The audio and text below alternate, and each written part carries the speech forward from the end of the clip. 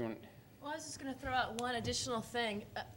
What's really important, we've thrown around a lot of numbers about the parks, the number of the parks, the number of the refuges, a lot of the acreage, and one of the critical things to remember is because it constitutes so much of the national system, that any policies coming out of DC, we've talked a lot about ANILCA, but the management policies that Todd just mentioned and the Park Service management policies that are national in scope truly have a significant impact on how these refuges and parks will be managed. And so I encourage all of you, they're all in limbo, they're all in draft form, sitting back in our nation's capital, and so they will truly influence the future of these places. So I encourage you to get engaged at that level. Yeah, in the back, and I should probably know everybody here, but I don't. But if you could introduce yourself when you're giving your question, and that would be helpful to everybody. And then Peg next. Yeah. My name is John Purcell from Los Angeles. I don't know if you meant about this, but I'm very curious. Well, those of you up there, and a lot of people in the audience, you work for Bush. And hope you don't get any diseases because of that. I was curious, has he limited what you can do? Or has he just flat said you can't do anything that's going to be pro-environment? Yeah, why don't you take it? Way to go, Marcia. Without appearing flippant, the last time he sought my counsel, clearly you're astute in the audience, and we're astute as federal employees that we work for the administration at the time. And as Todd mentioned, timing for many of these issues that we grapple with in Alaska may be difficult to come to a conclusion that might be, let me be politically correct here, might be how some in the audience would like to see the outcome. And we work for the administration in charge at the time. And I'm not, you know, it's a fact of life as career employees that we grapple with, and I think you as citizens grapple with it every time you go to the polls. And we're appreciative. Peg? Hey guys, and this is for Todd. We've gone over to the Katmai Reserve for the last 5 or 6 years looking at bears. The first time we went in, as we spent about 8 hours, we saw over 40 bears, and as we were flying in, we saw another 15 or so. The last year we saw, and it's been decreasing each time, last year we saw about 15 bears on the ground and about 3 as we flew in. The question is,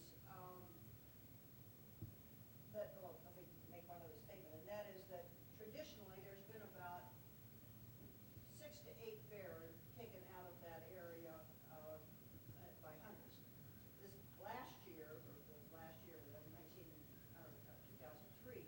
there were 39 taken out of the area by hunters, and 3 that were definitely poached and 2 that were questionable.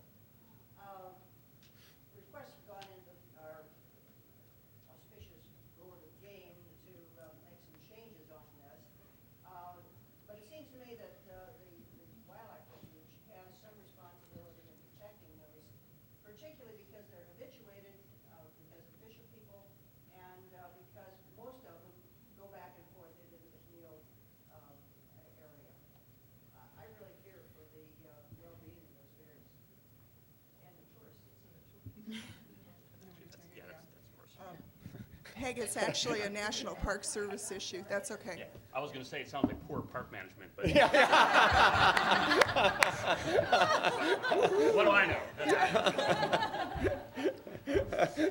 Well, Peg, I appreciate your comment, and many of you may be aware that we went on the record with the Board of Game our concern for the same reasons. We are looking at the management of the population as a whole, however, and you know, the numbers fluctuate, I think, year to year, and I'm not going to defend the numbers, certainly. We were majorly concerned about the protection of that wildlife viewing population primarily, and went on record about our concerns over the Board of Game's approach to predator control. And we're going to continue the dialogue. I mean, we collaboratively work with the Fish and Game Department of the Alaska ADF&G, Alaska Department of Fish and Game, But we do have provisions in the National Park Service where we don't do predator control. And I don't know that that issue is going to go away. But we've been working fairly diligently to put our concerns on the record and had testimony at the Board of Game on this particular issue. Any other questions? Yeah, Nancy. Nancy Bale, Denali Citizens Council, and I'd like to thank Eleanor and Jim for presenting the issues we've all come to know so intimately about national parks, and also to Marcia for your presentation on the national parks, and thanks for all of your availability to those of us in the grassroots conservation arena. We really appreciate it. And I just want to let everyone know here the clock is ticking on the Denali Backcountry Management Plan, and the Park Service was kind enough to give us a 2-week extension in the period of time to comment on this plan. And one thing that did for us was it allowed us to bring our talking points to this conference.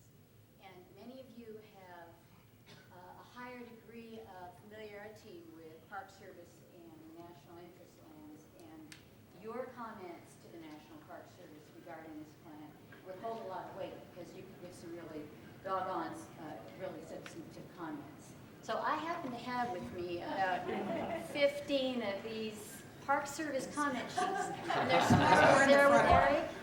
And there are also some back in the plenary area, in the tables, right, Eric? Plus some talking points for you from NPCA, Denali Citizens Council, and ACE. And we're very strong on those access provisions and the wilderness designation provisions as they apply to this plan. So we'd really like to have your help at this conference in bringing the preferred alternative back toward something we could all be happy and will produce a park that is really what we want in 20 years. So I urge you all to get a comment sheet from one of us right now and put it in your briefcase so you don't forget. July 15th, you can send it by email and talk to any of us about what you think your comments should be, what we think they should be, what you want them to be. Thanks. Great. Thanks for your question. Go for it. Yeah. Hi, I'm Joan Frankovich with NPCA, and this is a question for Todd. I'm curious what the policy is on the refuges regarding snowmobiles and traditional activities, and if Fish and Wildlife Service has any kind of definition for traditional activities. Yeah, we have not defined traditional activity on refuges. So the primary tool that we use is the adequate snow cover rule, which is used, and I think that's important, particularly on refuges like Kenai that get a lot of use. Does Kenai have a lot of recreational snow machine riding? You bet it does. Do we have some concerns about that? Yes, we do. Kenai has just started their comprehensive conservation plan, and we're going to be trying to address some of those issues. Any other questions? Yeah. I'm Nicole Whittington Evans. I work with the Wilderness Society, and one plug I'll give is we've produced an Anilka Citizens Guide, which is on our table back in the other hotel. It's a sort of a user-friendly way of understanding Anilka, and please take them. They're free for the taking. This is what it looks like. The other thing I wanted to ask Todd, this is a question for Todd. You mentioned in your presentation that climate change and global warming are very sort of significant issues right now that the refuge system is raising and the Fish and Wildlife Service is looking at. And I'm wondering, is that something that's going to be incorporated into your comprehensive conservation planning process? Because it feels as though now is the time to start really looking at how we will be able to tackle some of these issues within our refuge planning. I don't know to what extent we're going to deal. Our comprehensive plans are generally a 10 to 15-year plan. You know, global warming is real. It's happening. What kind of changes will occur in the next 10 to 15 years, I don't know. Fish and Wildlife Service is partnering with USGS and others to do some of the baseline research that needs to be done to understand the impacts of climate change on wildlife and habitats. So I think we're partners there to a certain degree. It's a grossly underfunded effort, but there's a lot of interesting things at least are starting to happen. Any other questions? Yeah. I'm Shannon Nelson with the Fish and Wildlife Service, and I have a question for Eleanor. I'm curious what your thoughts are on why there hasn't been more forward progress with the wilderness recommendation and approval process, particularly in prior political environments. That sounds like a question that Marcia just answered a little bit. It's hard to make assumptions. I mean, my assumption would be the original reviews were done under Secretary of Interior James Watt. And while the inventories were considered to be fairly accurate, the recommendations from the Conservation Committee's perspective, and to some degree, some of the more subsistence rural villages perspectives as well, who recognize the importance of wilderness to subsistence, that the recommendations were lower than were anticipated, than hoped for. So I suspect that many people during that era did not push them to move them forward until a new political environment, quite truthfully.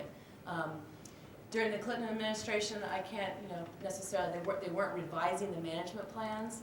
And so during that lag time, the opportunity to move wilderness recommendations through a planning process was the venue and milk I anticipated. And so now we've just begun that process again, so the time is right. Another question. Along those same lines, I'm Danielle Jarrett with Fish and Wildlife Service Refuges, and this is to you, Eleanor. I participated in the early days of the CCP type stuff, but my question is, and it was the wrong political environment, those recommendations wouldn't have gone anywhere. There was just they just were going nowhere. My question is you, because you're interested in pushing forward recommendations, now you want us to do it in our CCP process, to do the wilderness reviews. Do you think this truly is a time for that? I mean, this, I guess, picking up what Todd said earlier, how does our wilderness reviews in this political environment help your cause or what you're trying to do? How does it fit in with? Part of the dynamic right now is that as the agencies are revising the management plans, that you know much better than I do as an agency employee, decisions are being made on the ground that impact the suitability of that wilderness quality, the ecosystems, the habitat. And so as decisions are being made, we're sort of forced in a catch-22 where you may wait for a better, more favorable political climate, yet we're creating a 10 to 15-year vision right now. And so if decisions are made to allow recreational snow machine or things that would preclude future designation, there's concern there about damage to the ecosystem, to wildlife habitat corridors, increased motorized access. But I guess I don't understand. So if we did have a review, how would that stop that without having a congressional recommendation? I think there is a review. I think what I would encourage is to actually move the review to the interior and to move the recommendation and to allow the public as part of your preferred alternative to acknowledge that wilderness is a suitable value and additional wilderness can be good for the system. At least in the current drafts of the CCPs, and Nicole's much familiar, Todd, with the, and I've been working on the Denali plan, the preferred alternative makes no recommendation for additional wilderness acreage. 4 million acres, 3.75 of the additions qualify, yet the preferred alternative for the management is not moving anything to the Secretary. And so, yet authorizing recreational snow machining in the 4 million acres. And so we're in a situation where we're concerned we're precluding future opportunities. In the interest of time, lunch will be served pretty soon over at the Hilton. I did want to, make sure we thank the panelists, and also perhaps Marcia and maybe Jim to respond to one last question. Obviously these issues are as controversial as they are complicated. What do we need to do in terms of, say, the agencies and the conservation community in any way in improving our relationships going forward to try to deal with these difficult questions? If you have any suggestions. Well, I think that the relationships between agencies and conservation organizations is all built at a personal level, and it's all built on trust. And people who've been in Alaska a long time, I mean, this is a small town that we live in, and many of our day-to-day relationships, outside of what we work, are built on those same values. And I think if we can bring those values into working with an agency and recognizing that people that work for agencies are our neighbors, and they're the people who, make up our community, and treat them the way that we would want to be treated, then whatever political dynamic gets laid in on top of that, you've got enough of a foundation, a communication foundation, that you can work through many of these sticky problems. Thanks. Marcia? And I agree. In fact, I tease Strato about he's out in the parks more than I am. We were recently mistaken, or I was recently mistaken for Jim Stratton by a high-level official in the state of Alaska. when a letter of concern had gone to a park superintendent that then shared it with a member of the state government, and state government official assumed that Jim Stratton was the regional director of the National Park Service. So, There he goes again.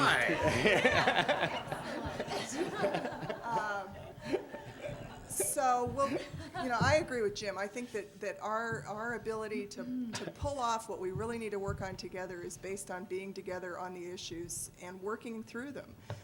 And recognizing that there are multiple points of view that we also have to include in the dialogue. And we keep working at it. That's how we're going to succeed in the long haul. Thanks, everybody. Thank you, and thanks again to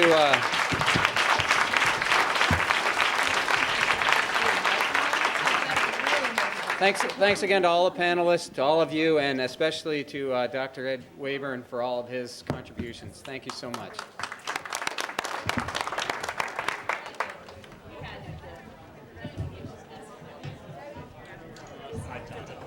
Thank you. Yeah.